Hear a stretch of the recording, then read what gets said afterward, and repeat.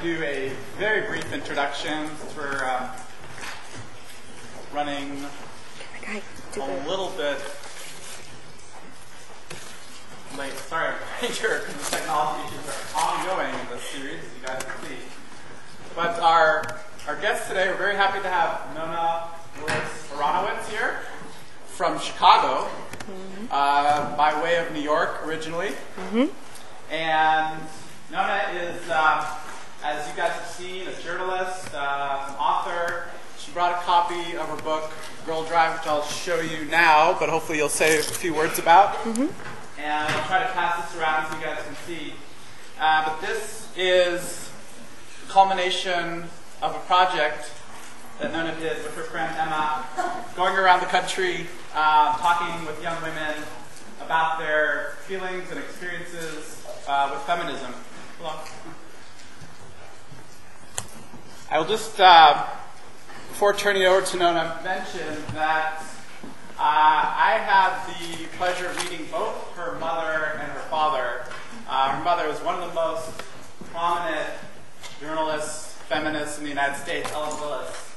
And her father is a professor at the City University of New York. In my field, sociology, he's certainly one of the most prominent sociologists in the world, Stanley Aronowitz. So you guys might want to look up after this Willis and Stanley Aronowitz. And it's really a pleasure and honor for us to have Nona here talking about not only her work, but the issue of gender and sexism in the media. So let's all give a warm welcome to Nona, Willis, Aronowitz.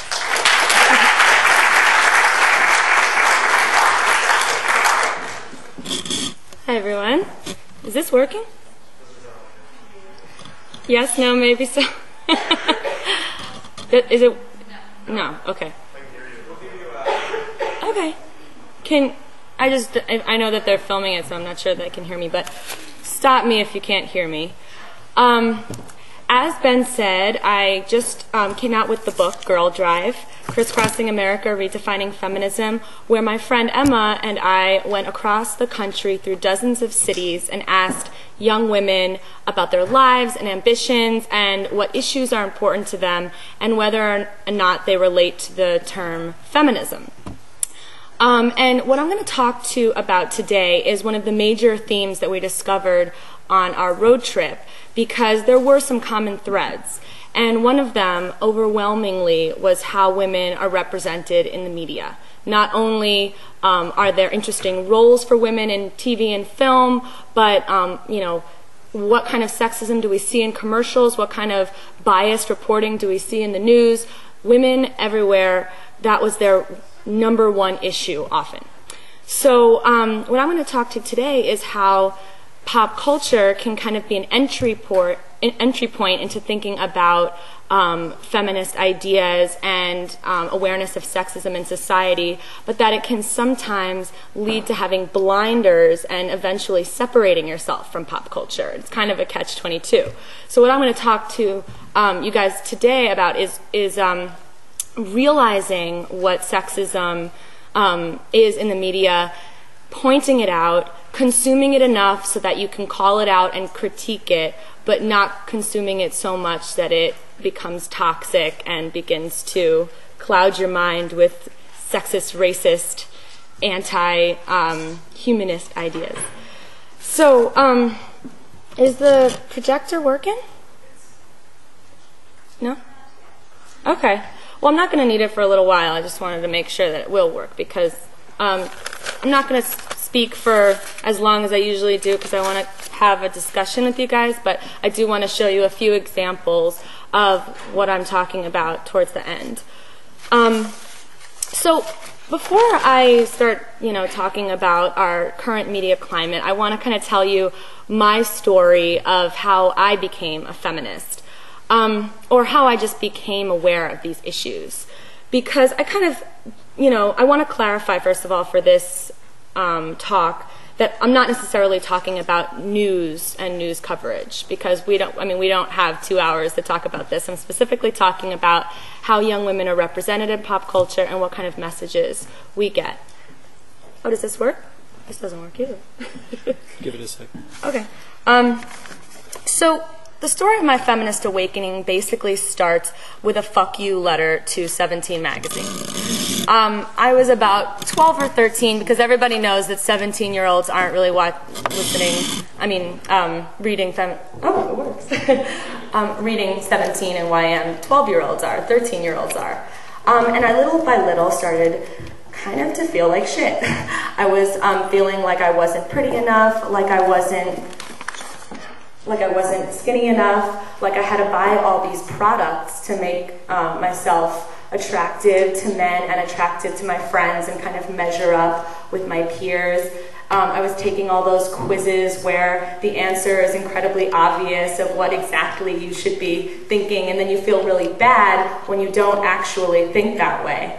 And I was, I had all these subscriptions to these magazines. And finally I said, Mom, please cancel all my subscriptions, and I'm going to write a strongly worded letter to the editor-in-chief of 17.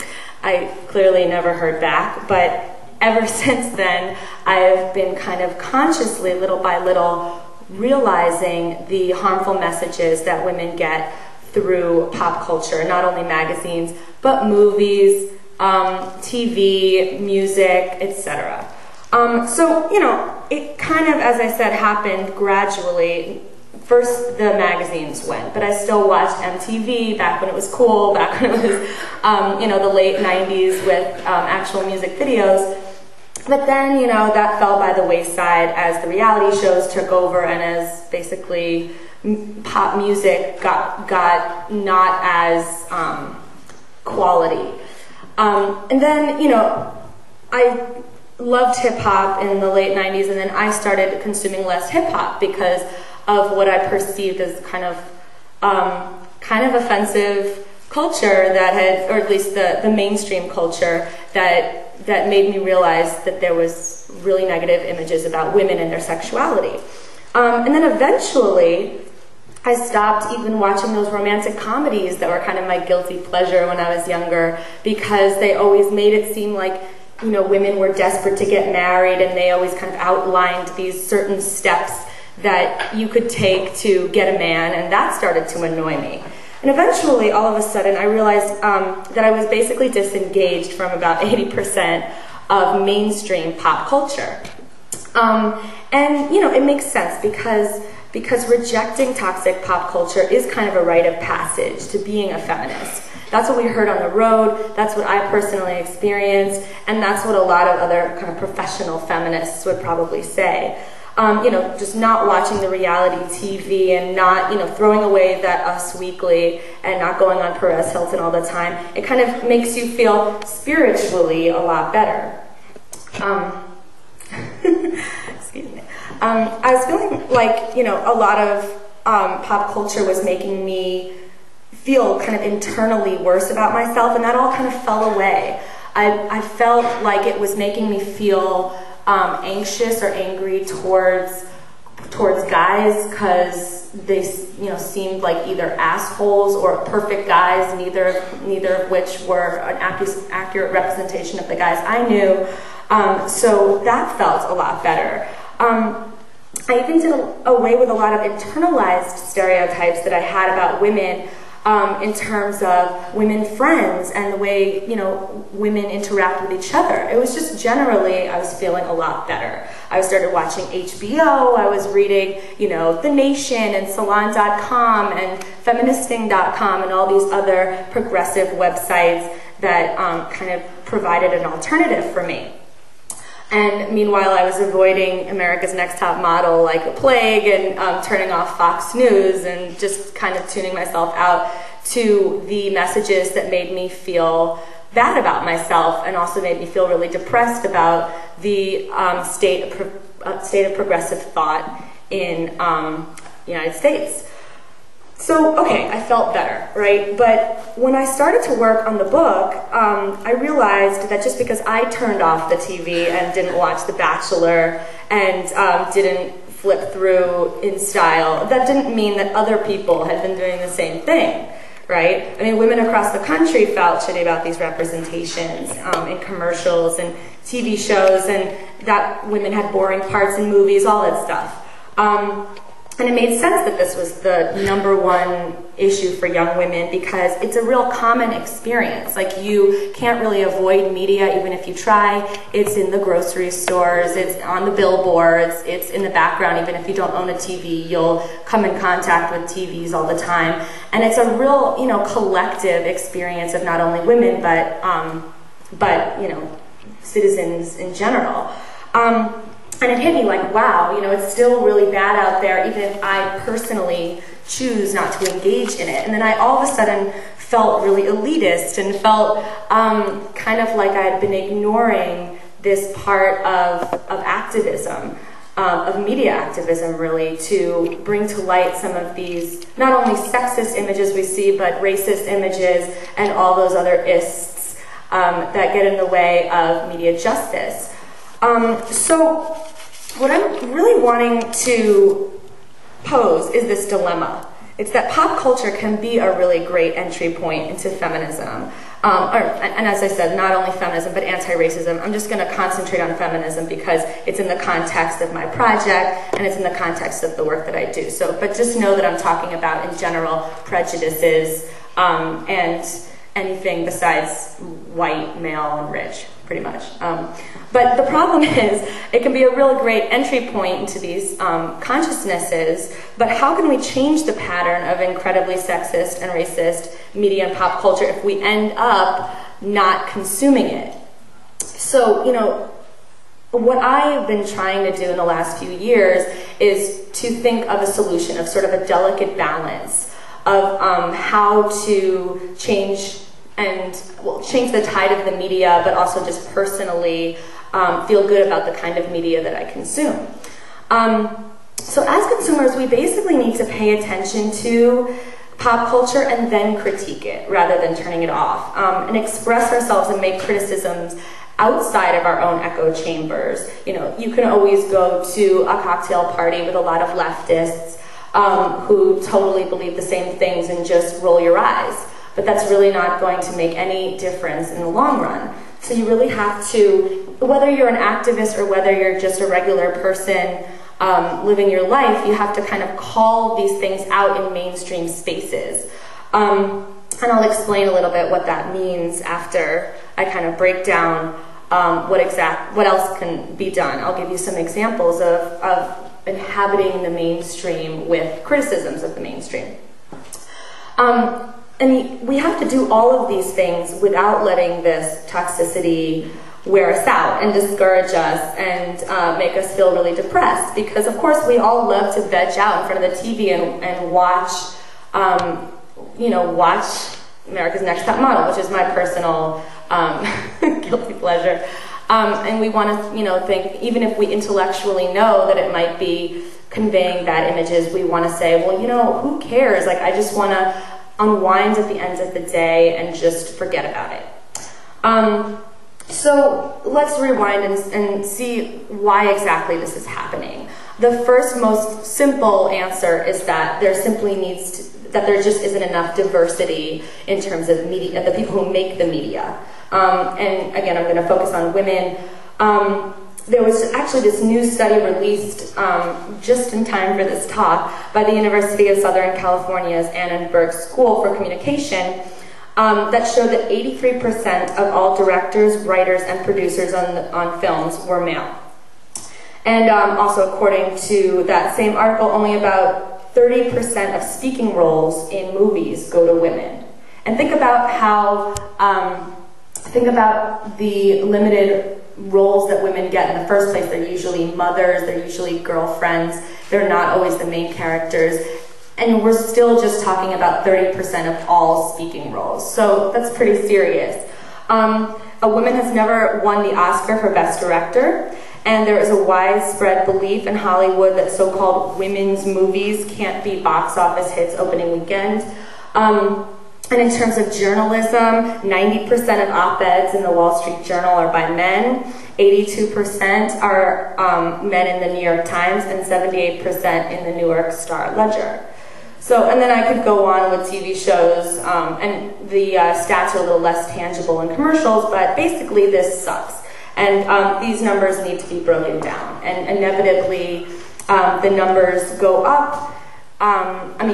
Sexism goes down when those numbers go up. Like for instance, the number of female characters in movies grows dramatically when a woman directs a film. It goes up to 44.6% from that 30%. So that's just kind of an example. And things are getting better. I mean, Catherine Bigelow is nominated for an Academy Award for The Hurt Locker, and Twilight had a crazy opening weekend, which really signified that women-based films and also films by women can, have a great box office weekend.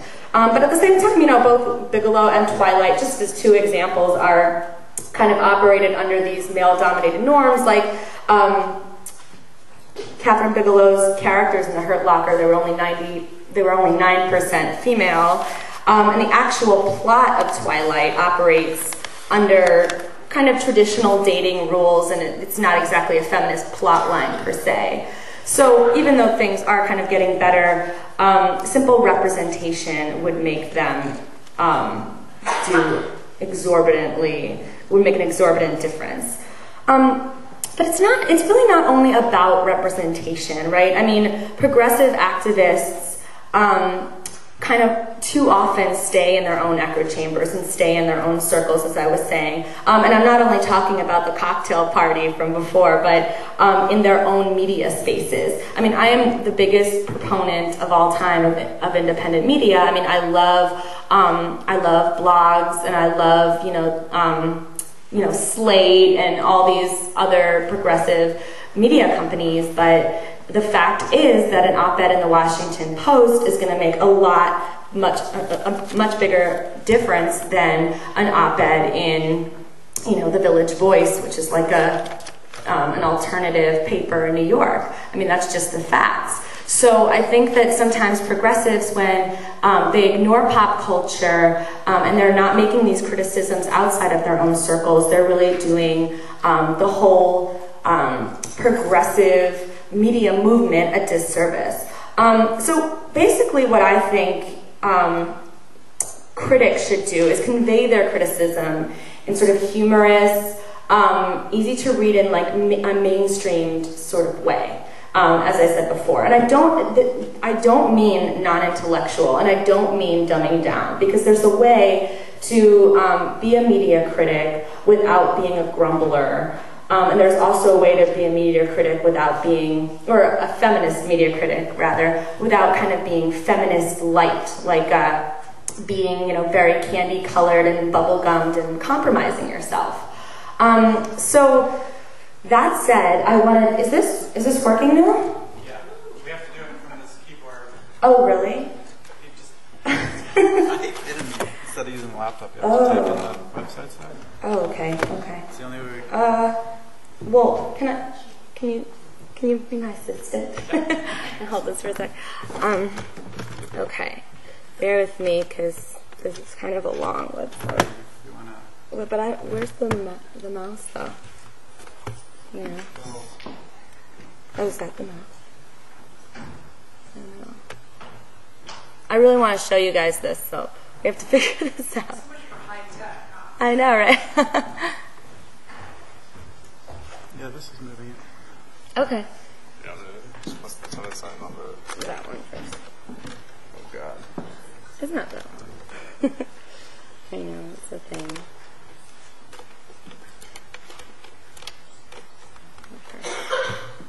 Where'd my...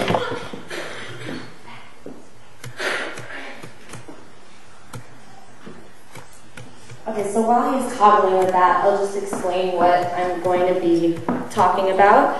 A really good example of a sort of feminist-minded mainstream media website is Jezebel.com. Has everybody here heard about it, or has anybody heard about it?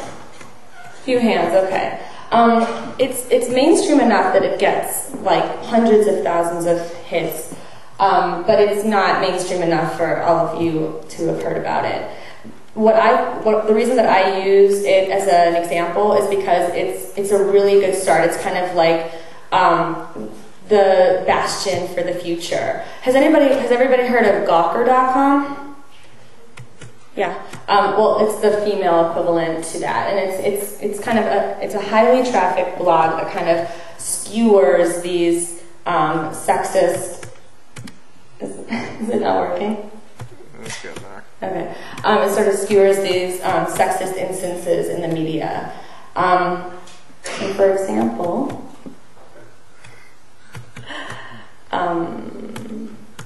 Okay, well, I'll give you the background. Vanity Fair came out with the new Hollywood issue just about a month ago, and I'm so glad that this happened before I came here because I've been dying to use it in a speech. Basically, it depicted 9 white, skinny Hollywood actors. Even as Precious was held up. Here it is. And can you scroll up? This is Jezebel. Okay. Here we go.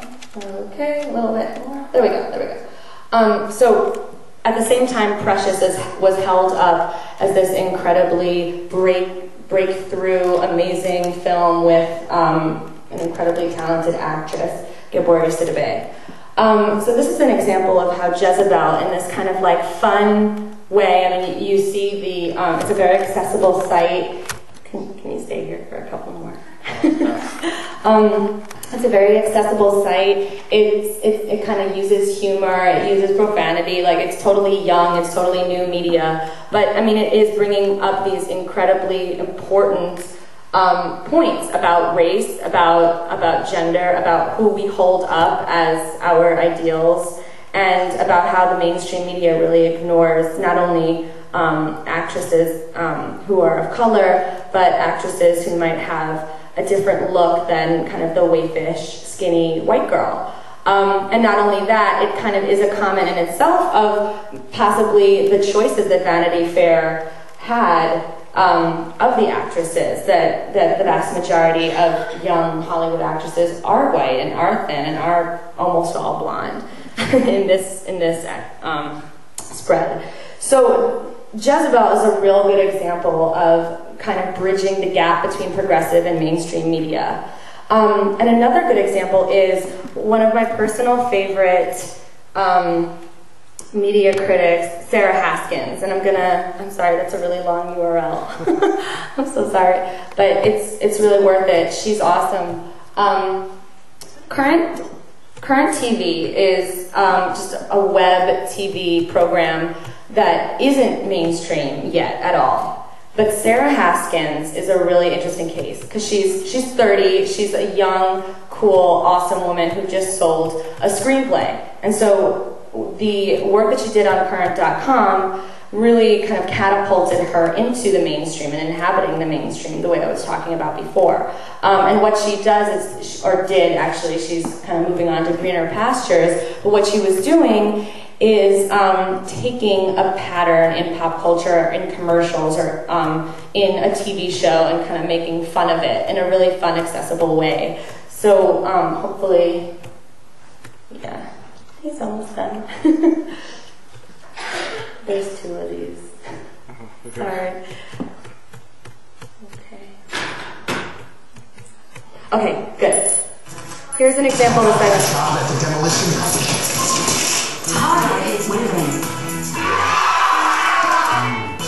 Being a woman isn't easy.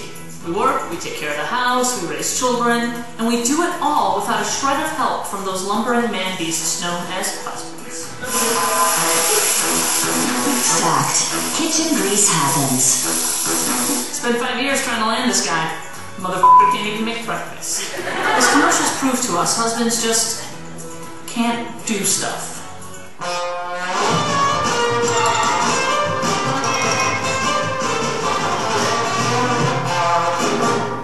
It makes me kind of sad. I mean, remember what he was like in commercials before he was a husband?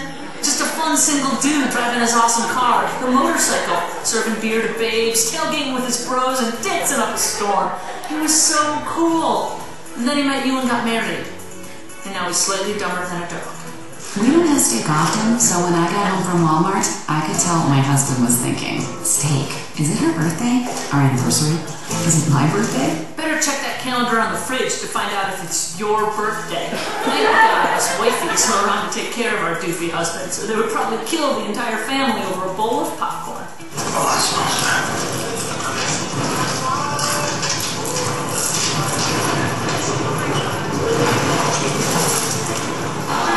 To protect yourself, try husband-proofing your house and removing things like Glade Scents and Spray fresheners before your husband has a conniption fit trying to get it to work when it's obviously in 30-minute lockout mode unless you press the boost button.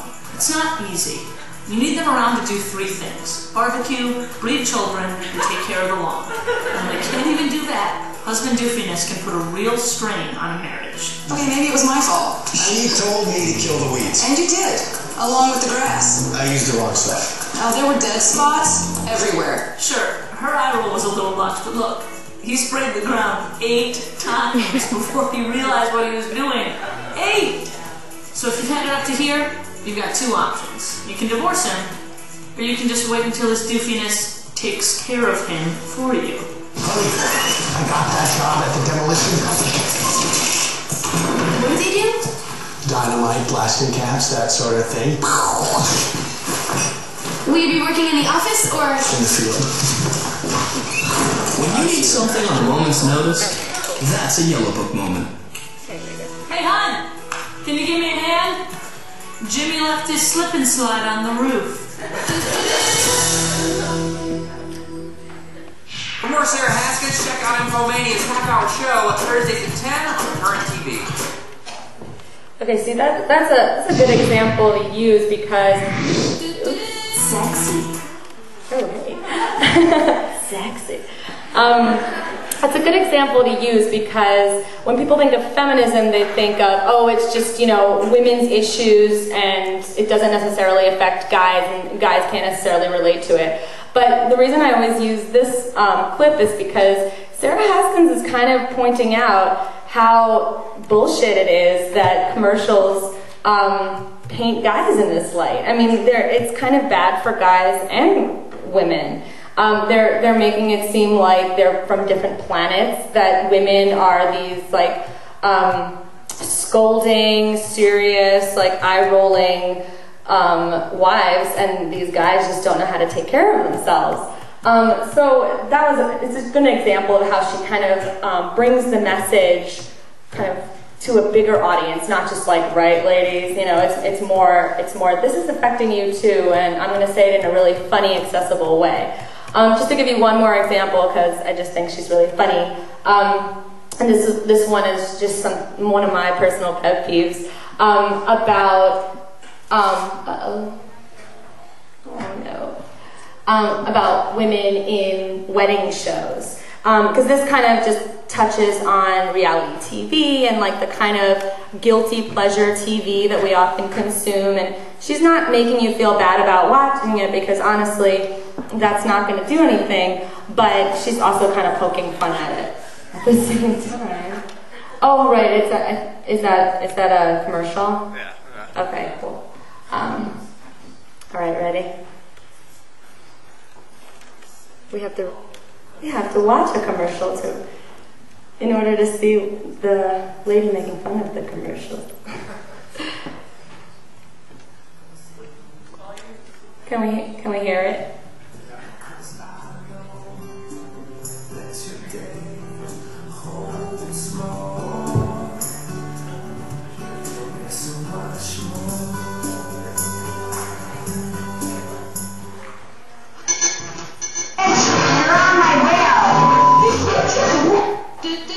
Sexy, clean, fancy, young, hot, underpants, targeted women.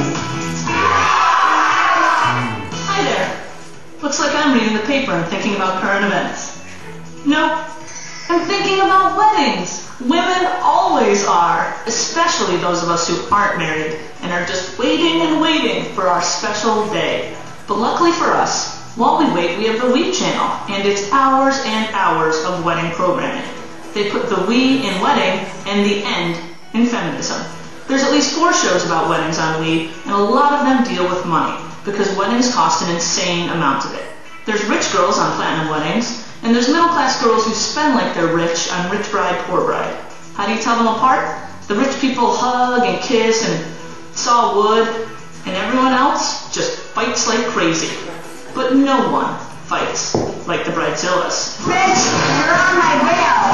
This bitch is I don't care if she had to have a heart surgery. She can just stick her flowers up her ugly words will come out of her beautiful mouth of yours. Bridezilla is about how the quest for a perfect wedding drives self-absorbed idiots insane, mainly because of Bridezilla's arch enemy, Mamra. Mamra just won't listen. Okay, listen for a minute. Listen. Okay, listen. Just listen for a minute, please. Mr. Duck, will you listen? Mom, are you listening? Everything makes them so angry, even their dresses. This dress has to fit, no matter what. If that means that I need to work, or I need to get expensive, or something, it's gonna fit. Look, Bridezilla, you can barf all you want, but if skinny is your thing, you should be on Bulging Brides, where a real buttload of tubbies get whipped into shape by these hardcore trainers. Jennifer's looking like a chubster in that wedding dress. And then shake it all off. How? Meet Jennifer. This Portuguese princess is bulging out of a dress that's one size too small, and it's just 6 weeks before the big day. Yeah, wide load, you better get it through your obese head that you're too fat to get married. Just look at all those problem areas the lady with perfect nails demonstrates. See this snap here, guys? This is not supposed to show. There's even a bit of back cleavage going on. Remember, the top should be loose enough for me to comfortably slide 2 fingers down. Right now, it's not happening. We've got tons of work to do. Tons. Get it, Jennifer? Tons. They take Jennifer to the Isle of Shame and show her all the terrible food she eats, and when that doesn't work, they take her to Future Vision. If you keep eating rich meals with Paul, by your 3rd wedding anniversary, you could look like this.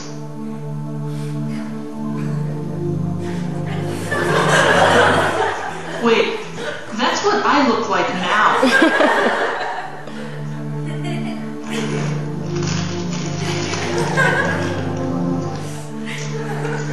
Thanks, Wee. Without your wedding shows, I would still look like this and be single.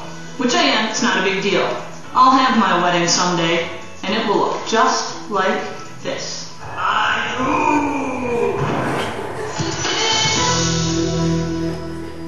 All right. Watch Sarah. So that's another example of a kind of feminist message that also combines a lot of commentary on class. I think reality shows kind of have like the triple whammy of classist, racist, and sexist, and I think Sarah Haskins really skewers that really well. So I'm going to stop here. I usually go into a whole other thing, but I'm going to stop here because I think we have enough stuff for discussion. And Ben, did you say that? Where are you? Did you say that they were going to go into smaller groups and discuss? Do you guys just? I think it's a good idea to maybe turn to the person next to you and see if you can relate to these two the comedies about weddings and about how sexism actually is affecting males as well as females. Maybe 5 minutes just to get the conversation going. And beyond that, just how effective did you think these are? These examples that I showed you of kind of crossover critiques that are progressive, but also really accessible to the mainstream audience. Talk amongst yourselves. We'll talk in about 5 minutes.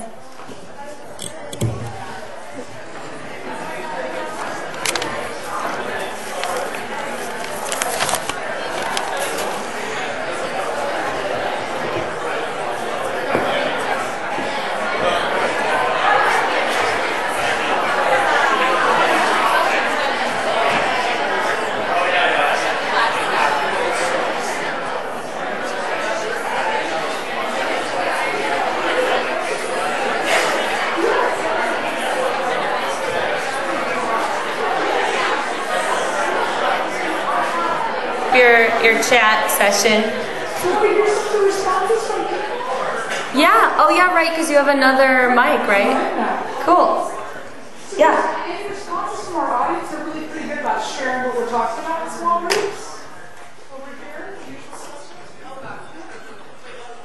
I guess the the two questions I'd pose for you guys is one, is this a big issue for you, either as a guy or a girl, like it was with all the women in Girl Drive? Is this a big issue for you? Is this something that you notice, and is this something that you want to see changed? That's the number one. That's actually three questions. And then the second part of the question is how effective, or how do you think that we need to change this? Like how can we infiltrate the mainstream with critiques?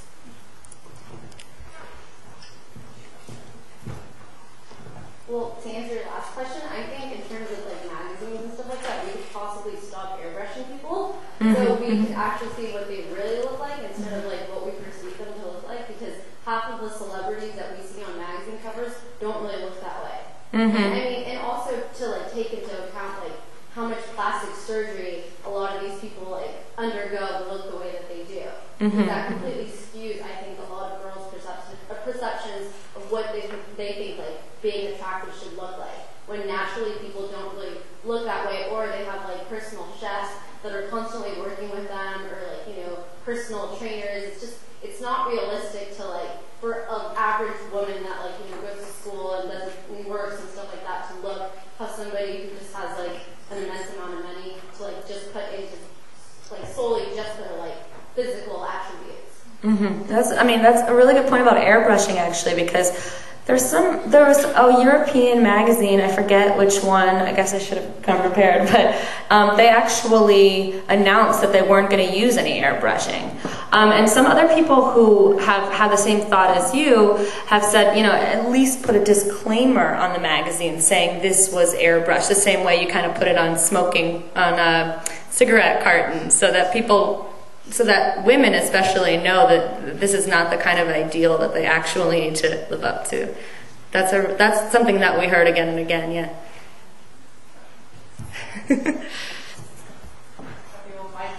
Yeah.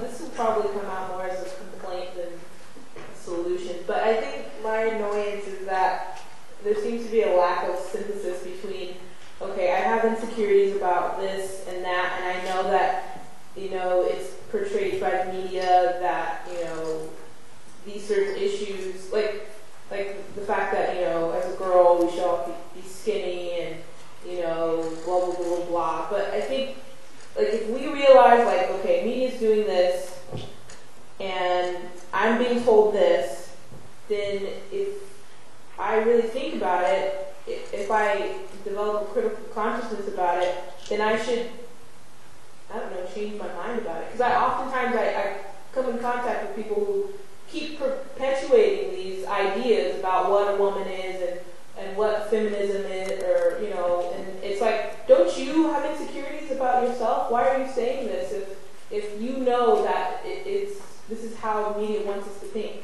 you know? So I would say that, I mean, there has to be some sort of synthesis between these thoughts and those thoughts, and actually developing your own idea of who you are. I think that's what it is, that we don't have that sense of, well, now I can define who I am. If I know this and I know that, then I can make my own thoughts. Yeah, I mean, of course. You definitely have to, like, pave your own way in the way that you consume media and criticize it. But, I mean, what I want to know from you guys is do you agree with me? Do you think that you have to consume media to sort of be critical of it, or do you think that it's a good solution to kind of turn it off? Because when it really, if that happened in a critical mass, I mean, then the people who are making money off of consumers might have to change too. So that's an interesting question. Anybody else? Well, I was just thinking that it's kind of like about having a balance in that, because I think you kind of need to see what the media is saying to you to interpret what's going on around you, and like, what are people doing, what's the trends that are going on, how are people looking at me and judging me. But at the same time, that balance comes in. You can't spend all your time looking at the media, you know. It's like she's saying about like developing your own sense of identity, you know, apart from what people, you know, or images in the media kind of tell you need to look like, or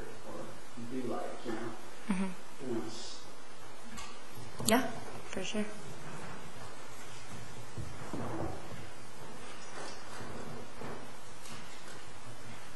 I'm not sure if it's really going to answer your question, but it's just a comment. Oh yeah, comments too. Yeah. I think it's interesting, like what we were talking about earlier, because like I for one, I know that I've been brainwashed a lot. Like the weddings made me think of it because I know I've been brainwashed to want like the white dress and the diamonds and the flowers and all that stuff, but it doesn't make me not want it, knowing that I was brainwashed to want it. Does that make sense? Oh yeah, totally. It's kind of a, my little personal paradox because like I also want like the cute shoes that I see in the magazine, although I know the magazine's telling me that I want the cute shoes. So I think it's still important to to know where these spots are coming from.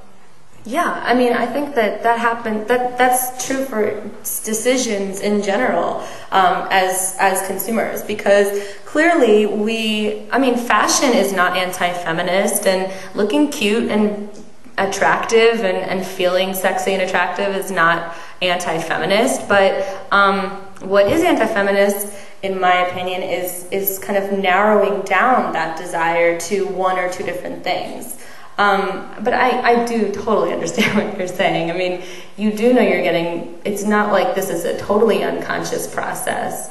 And we all know how much thought goes into commercials. But, at the same time, you do have to be a kind of conscious consumer, yeah.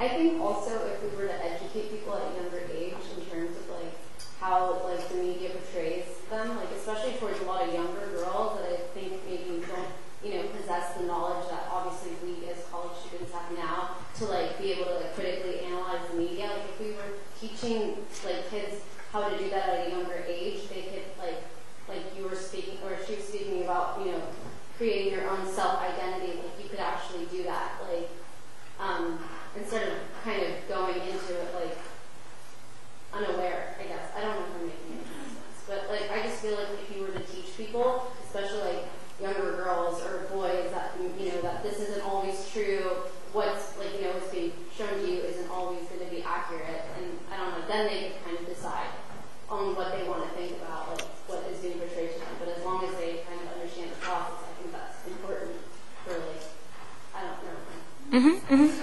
No, totally. Consciousness, yeah. Yeah, you make sense.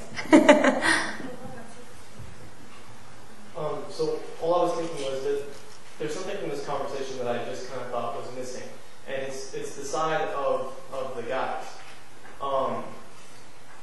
It's just that where does this pressure come from for women to look this certain way? They have to look this way because they're trying to be attracted to the opposite sex. And from an economic standpoint, it almost becomes something like for men when they see these pictures, because it's not just the women who are seeing these pictures of Nelson and I were just looking at Carrie Underwood on the cover of 17 magazine. Was it 17 or Cosmo or something? But it was wow, she does not look like that. And the whole thing was, for a guy, it becomes something of an economic standpoint. Why should I settle for something else if I can settle for that? Yeah. That you just opened a whole can of worms there, but basically, okay, well, this kind of reminds me of, I was watching Mad Men the other day. You guys watch Mad Men? It's amazing how much of that stuff still goes on, because there was this scene with Peggy and Don Draper, and Don Draper tells Peggy, men want to, what did he say? Men want to see themselves in commercials, and women want approval from men in commercials. So commercials are telling women women want to be seen how men see them, and men are kind of the standard to be seen. So what you're saying is totally right, that these images are just as much for men as women. But at the same time, there is a real internal conflict, among women, that women dress for other women's approval, and that there's kind of this competitive thing going on that has nothing to do with men. But I actually really don't think that feminism in general is kind of a woman's only conversation. As I said, sexism affects men just as much as it affects women. And if you have restrictive gender roles and kind of stereotypes on either side, then it's going to hurt everybody. I don't know if that answers your comment/question. Yeah. Yeah, I just wanted another comment. I think that it's kind of good in the way that she portrayed it right here in the show with Sarah Reskin. Her show is actually really educational because it opens you up to this stuff, and I feel that if they open this up into the mainstream media, which is really that they will do soon, but it'd be really cool to open up perspectives and start out as something that we can laugh at because it's true, and I think that's the easiest way for people to accept the truth when we can laugh at it because you feel that it's consciously in your mind all the time. I mean, I take for instance a show like Chappelle Show when it was out. It was really, a lot of people thought it was offensive and stuff, but I thought personally that it was a way to break down stereotypes and just present it to the public and make them seem less important and really show that culture, which is different, but we're the same. We carry the same values no matter what. And I think with this, we need to realize how women are so much stronger than we really think as men. I think that we underestimate them, and I really don't because I have some sisters and they are way out there, you know? Good for I you. feel that we need to realize that. We really need to start respecting women for who they are and really show how much they can bring to the world and stuff. How much leadership they have within themselves. That's true. Yeah, I mean, I think the reason that I make the example out of Sarah Haskins is because she did just sell a screenplay, and somebody is going to produce a movie with these same kind of feministy yet mainstream and hilarious ideas. And I think what you're saying about the Chappelle Show is true. That if you speak the truth through humor, I mean, comics have historically always been kind of political rabble rousers because they can make these points in a humorous way. So I totally agree with that. Yeah. I just have a quick question. What was the screen? Do you know what the screenplay is about? I personally don't. No, I don't know, but I'm sure you can Google it. I'm sorry. That's the second time my cell phone's gone off. I'm sorry.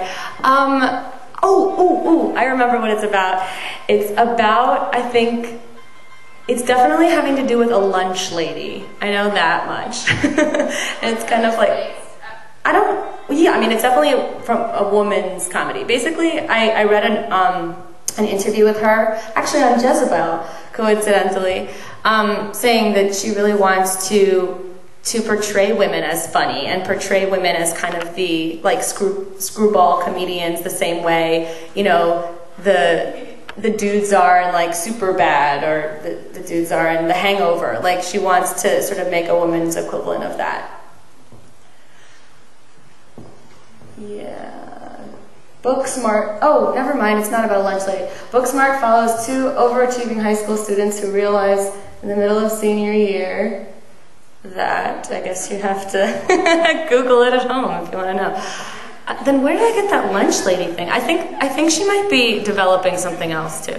But the point is, I think she's just trying to create a female equivalent of comedy because women get accused of not being funny all the time.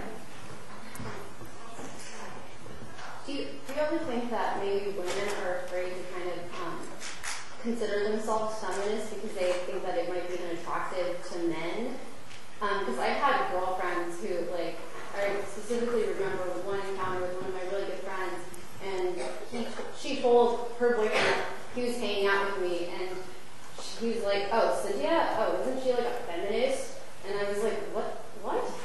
I believe in equal rights. If that makes me a feminist, but he said it in such a condescending way that I think she almost kind of took it as it was just too radical, and she wouldn't want to be associated with something like that, or she shouldn't be."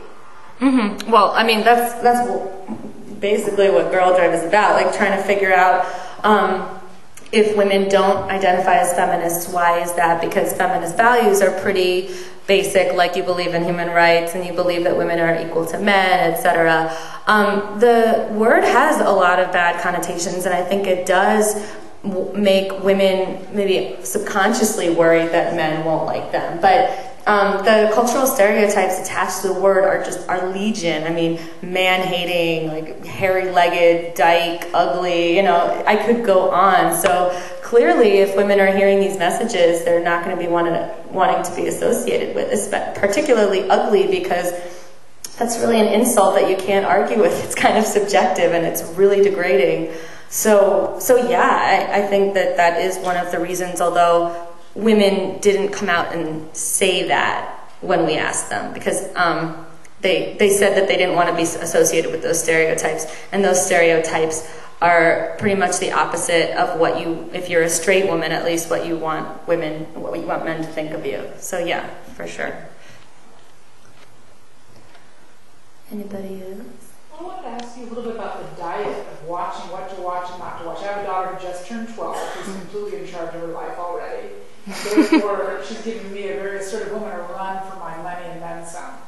And she loves to consume being beautiful and cute and popular. She doesn't want organic food. She doesn't want an old mom. She doesn't want anything that's not pretty and cute and popular. And yet, as a mom, I can see where she's going. She went through with racism, and now she's doing it with sexism. She's almost trying it on in this culture. And so instead of saying no, of course, I watch all the stupid movies with her, and I listen to all the music with her, and wait for those moments to ask questions. And sure enough, she is very smart, and she's also becoming reflective. But it's very scary as a mom to watch her in this horrible trap. She's, about, am I skinny, am I pretty?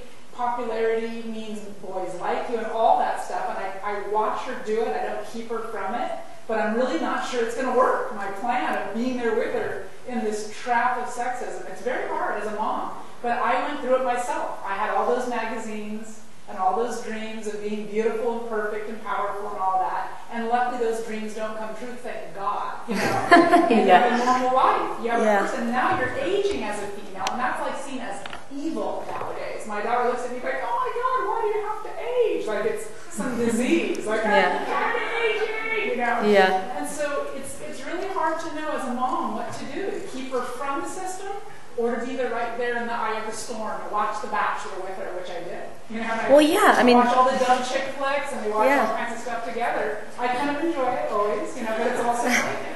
So what's the diet?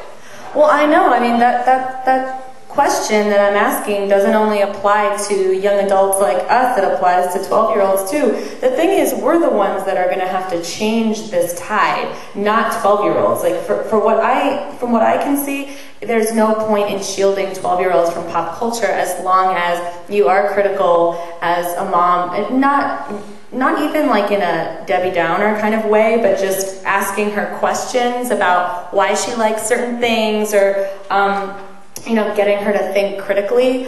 But when it really comes down to it, like, we're going to really have to change this experience for our children, and especially in terms of representation. Like, we as women need to infiltrate these media jobs. Like, people of color definitely have to infiltrate these media jobs. Like, it can't be so monolithic. And if it is so monolithic and we're just criticizing it after the fact, it's not going to make all that much difference for our 12-year-olds. So in answer to your concern, I think you really have to think, like, get her to think critically, but honestly, like, there's really no point in shielding young people from this stuff, because it is our reality, and maybe it'll light a fire under their ass to change the reality,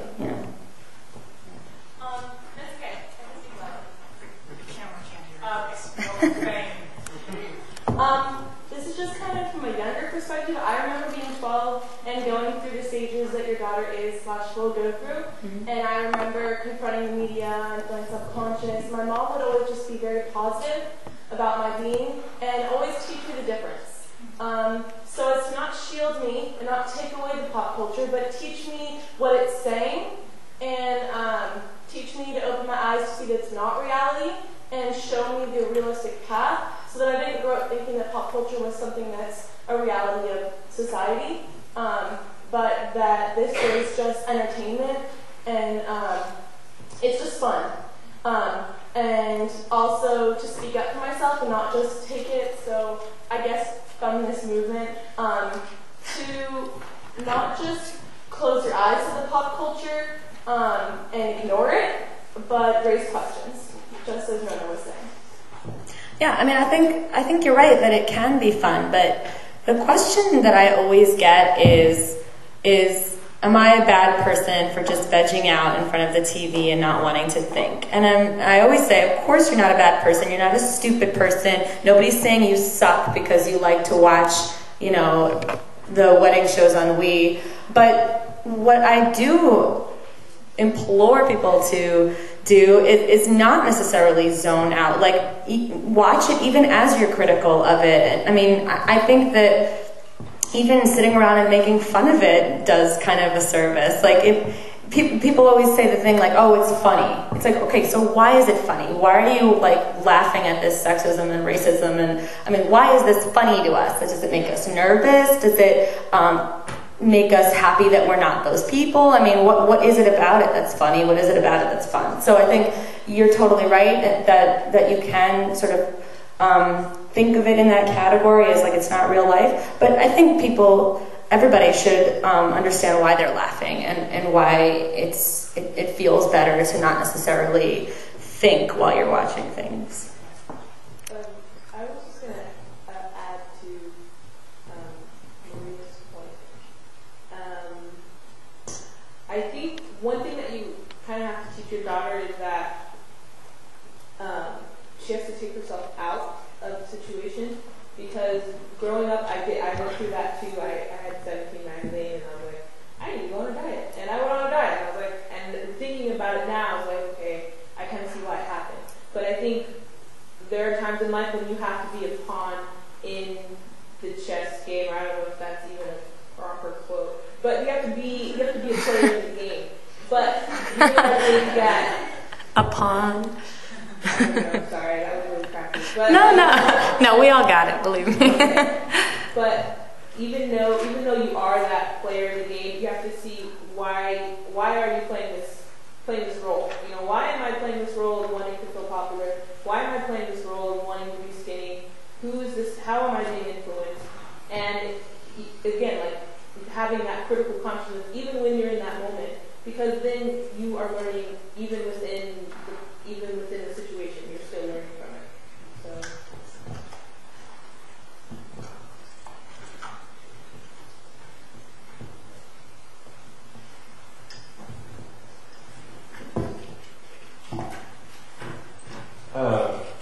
I just kind of was thinking throughout this entire conversation, the discourse that we're having here, and I was kind of listening to the different conversations about the magazines, the media, and what you're being told.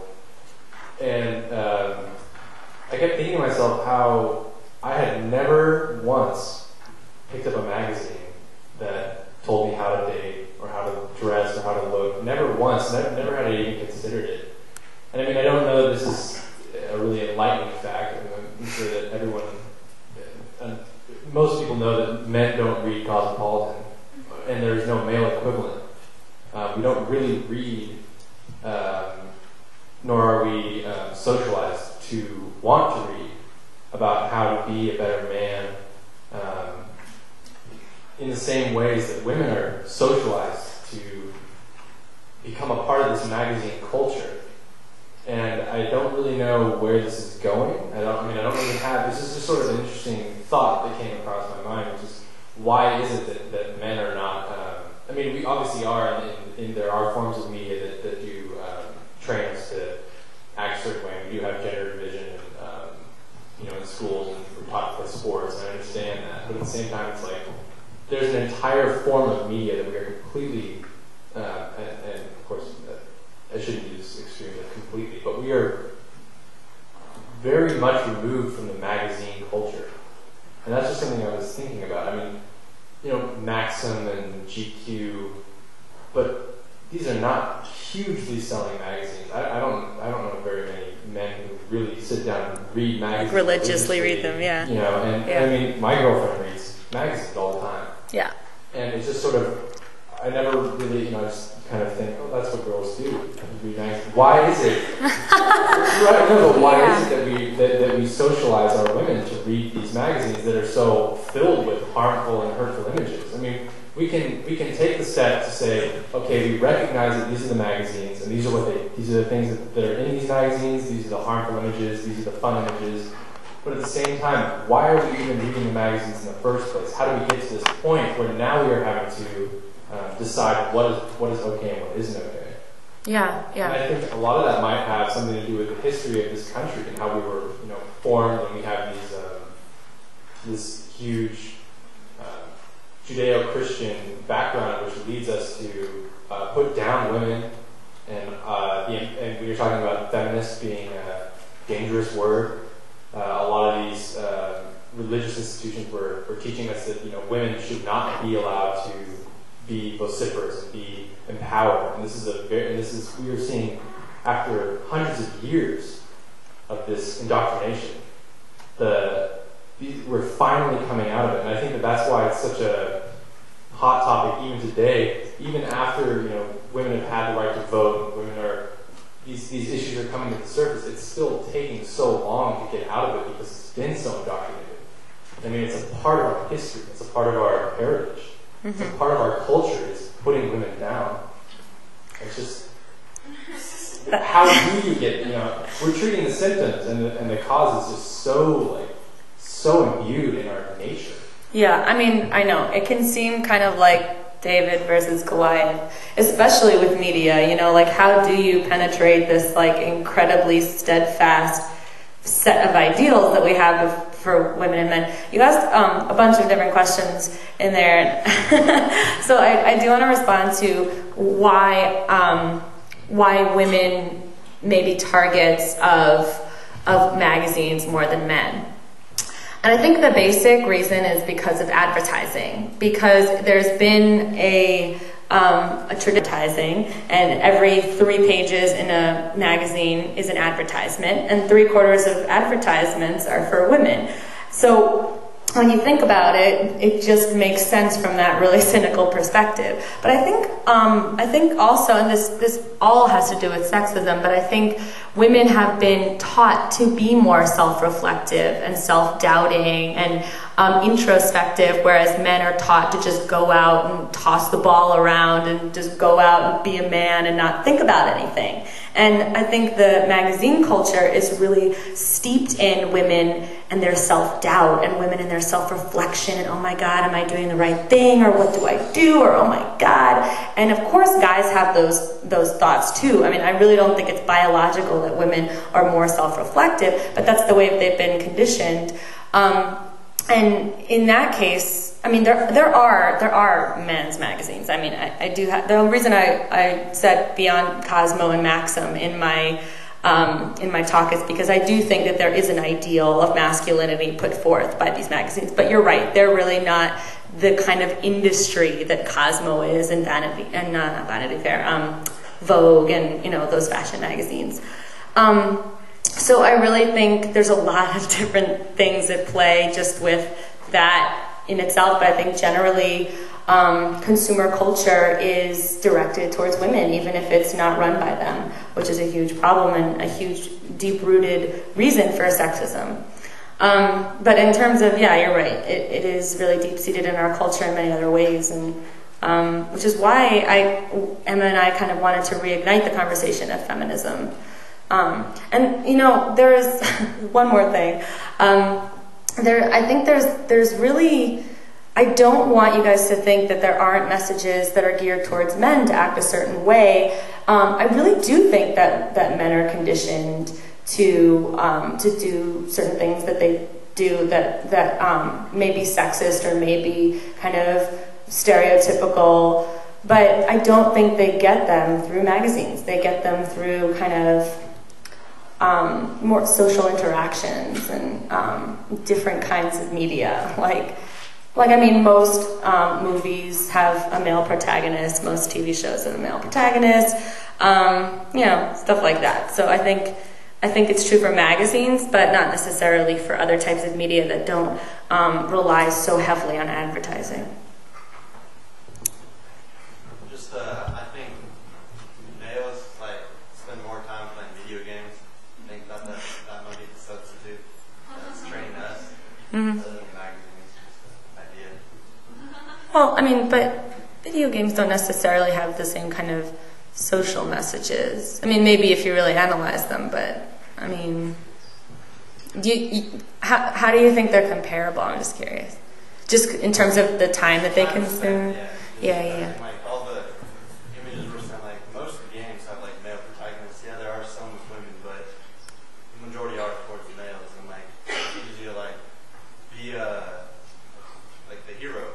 Right. Oh yeah. Simulate that character's like life almost. And Right.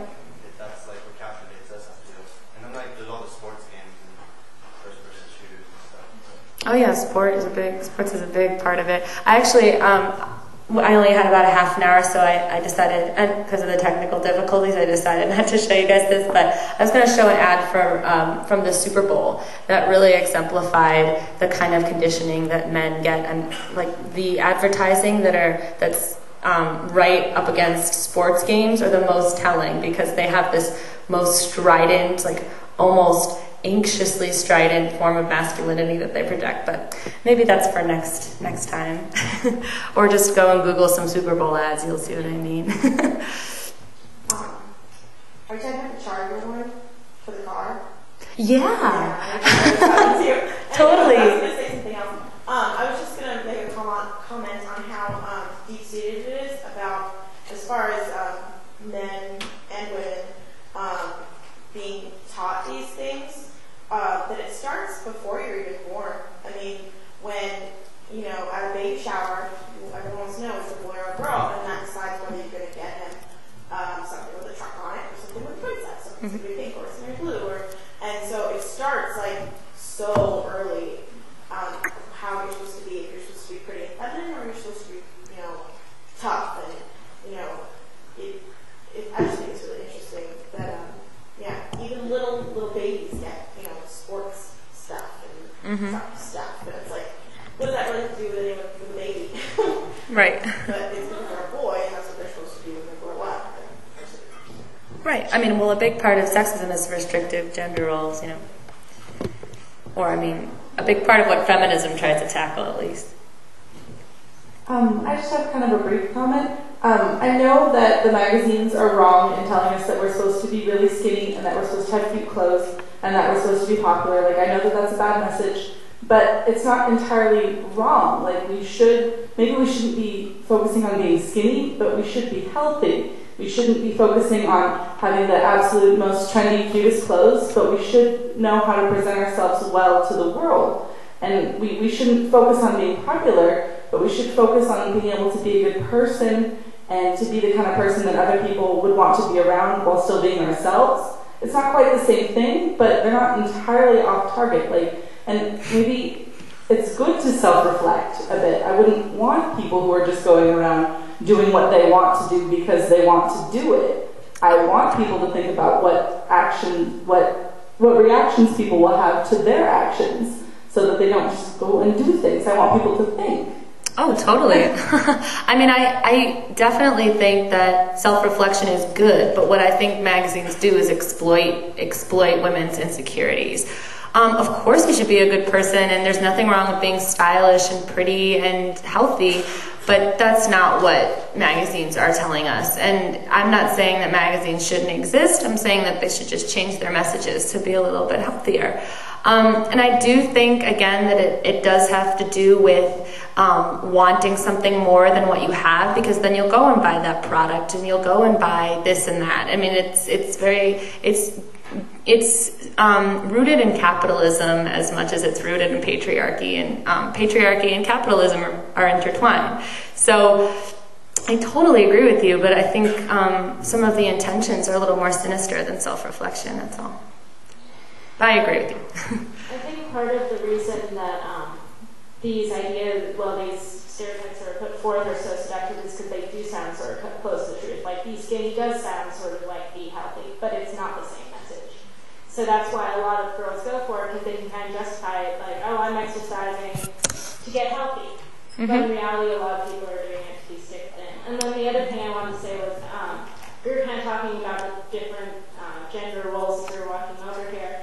And I think that it's hard in this society, in this culture, to raise a boy who respects women and a woman who respects herself. And that's kind of what the culture is built on. Huh. Yeah, totally. I'm just going to add another thing. It's just that what happens with these stereotypes in the way they affect intimacy. So now I'm 45 and I've watched what's happened between males and females, is if there's this competition, like there's only enough slots for enough people to have relationships, there's not enough for all of us to have relationships.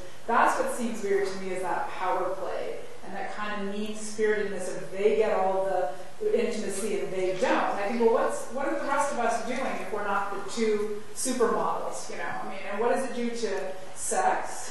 What does it do to intimacy? What does it do within our nuclear families and our world when we're competing with each other as if there's not enough love, sexuality, and relationships to go around for as many people there are? That's what bothered me most of my life, is how it's so competitive. Mm-hmm. Well, yeah, definitely. There is a serious like competition element to it.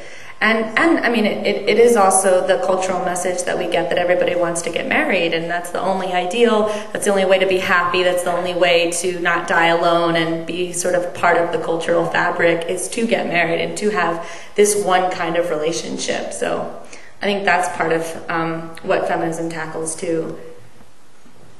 Yes. Alright.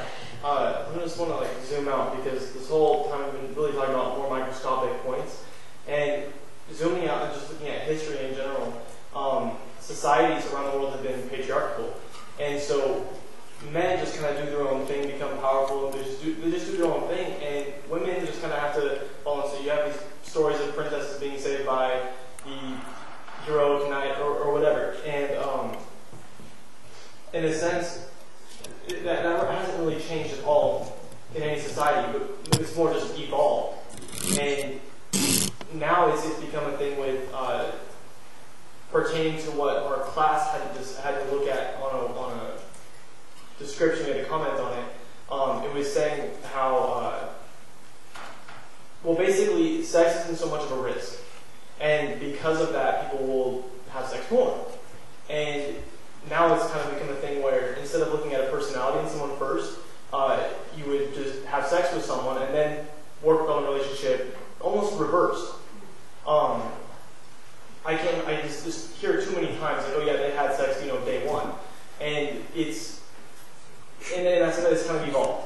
That women have to be this thing from these magazines, or they read these magazines, and males continue to do their own thing. But really, the positions, even though women have gained serious ground in their rights, the role playing in society hasn't changed that much. It's just evolved. That's true.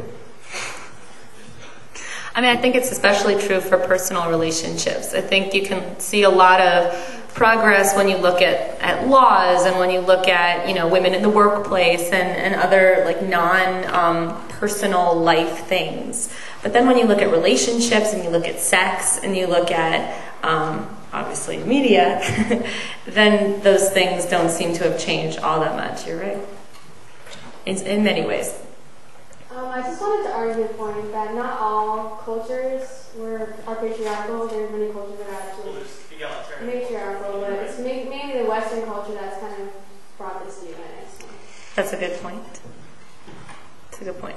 And also, that's not true throughout history. There's been historically matriarchal societies too. But, I mean, the dominant narrative is often patriarchal, yes.